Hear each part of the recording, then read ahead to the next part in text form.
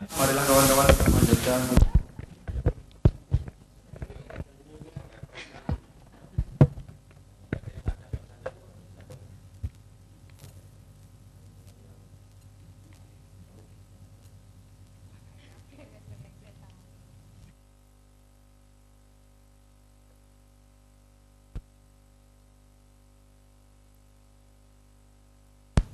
Selamat siang Bapak Ibu. Saya heran setiap kali saya mengajar, mentang-mentang saya itu tentang bencana selalu saja ada bencana. Seperti barusan ada bencana ya. Iya, terjadi bencana. Saya belum ngomong, dia udah ngomong duluan. Terima kasih untuk kembaran saya yang sangat urik. Dalam kandungan dia sudah mengambil makanan lebih banyak dari saya. Bahkan dalam materi juga dia lebih banyak ngambil waktu.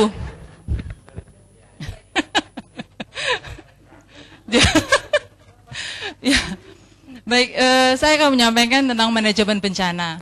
Saya yakin Bapak Ibu mungkin semuanya senang dengan sepak bola ya, atau nggak ada yang suka dengan sepak bola. Biasanya Bapak suka, kecuali Mas Oji. Biasanya suka ya.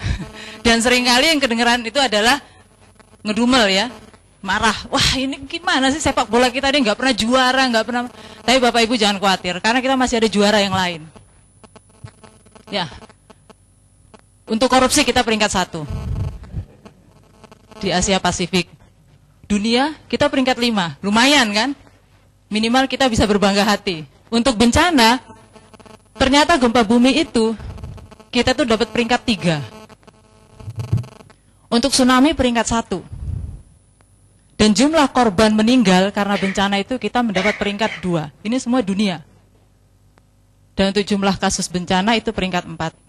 Dengan jumlah kerugian sekitar lebih kurang 150 triliun 2004 sampai 2009.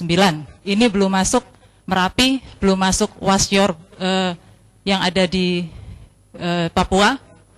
Kemudian masih ada beberapa banyak lagi bencana yang belum masuk. Bisa kita bayangkan. Nah, berdasarkan dari ini, biasanya kalau kita sudah mendapat peringkat, sudah mendapat juara, kita akan lebih bersemangat. Nah, kami orang-orang dari bencana ini bersemangat. Bersemangat untuk apa? Mempelajari. Apa sih, bagaimana sih sebenarnya manajemen bencana ini? Nah, kebetulan Permenkes 971 2009 ini ada salah satu yaitu mampu mengelola penanggulangan bencana. Nah, kalau Einstein mengatakan bahwa pengetahuan datang dari pengalaman. Untuk bencana ini kami pakai.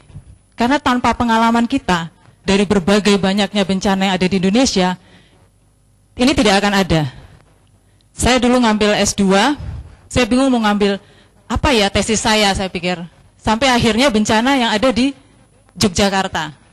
Karena bencana di Yogyakarta, Pak Mubazir bilang, kenapa kamu nggak ngambil bencana saja manajemennya.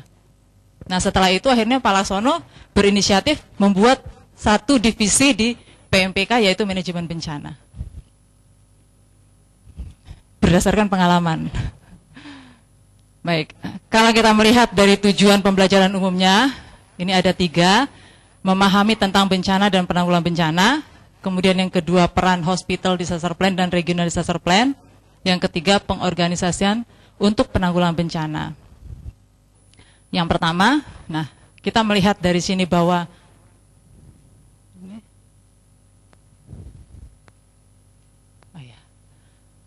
kalau kita melihat ini Indonesia, jadi bisa dibayangkan bahwa Indonesia ini berada di cincin api yang dilingkari oleh mana ini? Nah ini, ya ada 4 ya, 4 plate yang ada di wilayah Australia, kemudian Pasifik, kemudian satu lagi ini Eurasian plate. Nah ini yang membuat kita banyak sekali mendapat bencana. Ya. Jadi Gunung Merapi dengan gempa bumi itu sangat berhubungan. Sekarang ini penelitian tentang climate change ya, perubahan cuaca itu sedang diteliti. Apakah memang benar perubahan cuaca itu bisa akibat karena bencana juga? Ya. Kalau Gunung Merapi dengan gempa bumi ini memang sudah ada hubungannya. Jadi artinya kalau terjadi gempa bumi biasanya akan ada gunung meletus. Ya. Nah. Ini kita lihat bahwa begitu banyaknya bencana yang ada di Indonesia. Ya. Dari mulai gempa bumi, bahkan sampai konflik. Ya. Konflik di daerah-daerah juga ada, bom, banjir, dan sebagainya. Nah, kalau kita melihat dari sekian banyak provinsi di Indonesia, bisa dibayangkan bahwa semuanya itu punya wilayah bahaya bencana. Papua banyak ini. Papua 2, 3, 4, 6, 7, 9, 11, 13, 14. Ada gempa bumi, banjir, longsor, konflik juga ada, teroris ada, kejadian luar biasa ada, kecelakaan lalu lintas ada, juga tsunami. Semua ada, ya. Jadi begitu banyak ya di Papua. Nah, ini salah satu yang membuat bahwa harapannya adalah kita memahami apa sih sebenarnya bencana itu. Bagaimana manajemennya dan bagaimana caranya menanggulanginya.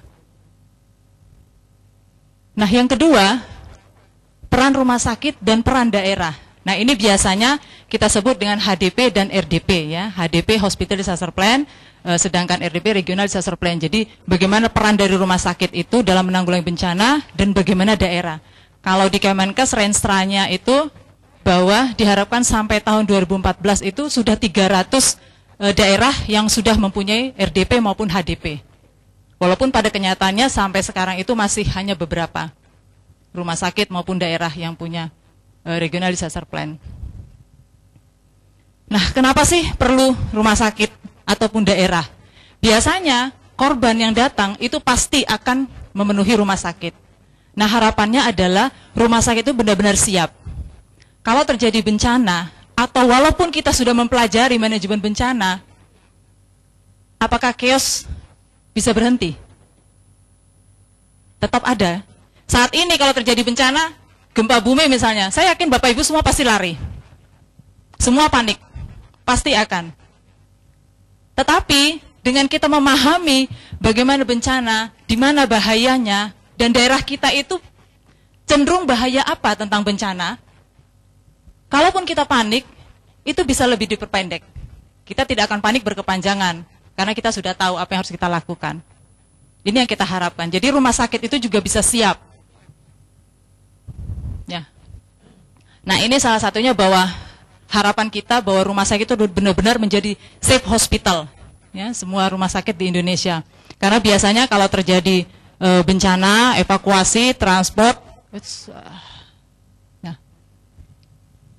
biasanya semua akan memenuhi rumah sakit dan terjadi kepanikan.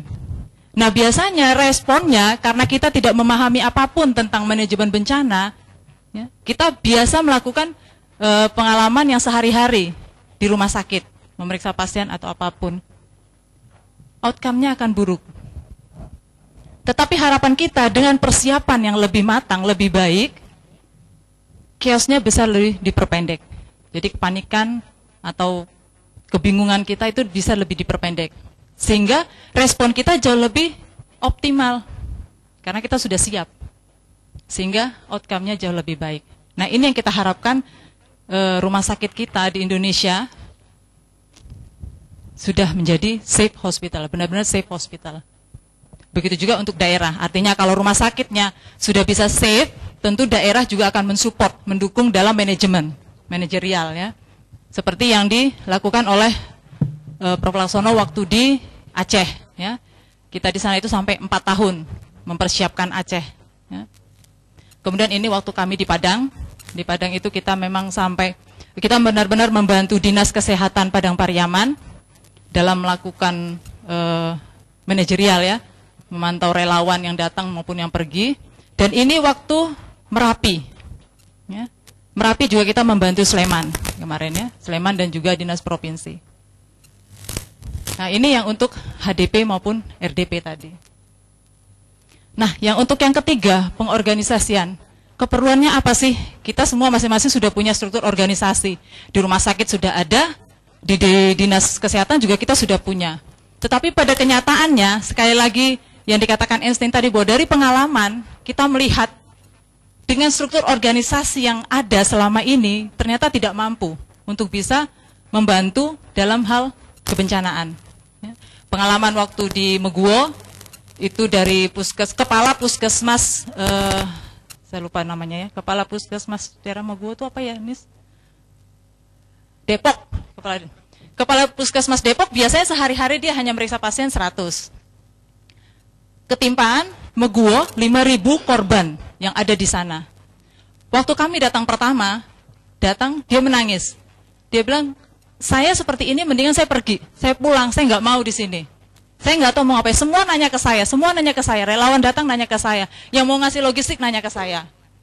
Akhirnya kita bantu, kita panggil semua yang ada di sana, pos kesehatan yang ada relawan-relawan, kita kumpulkan dan kita bentuk suatu organisasi.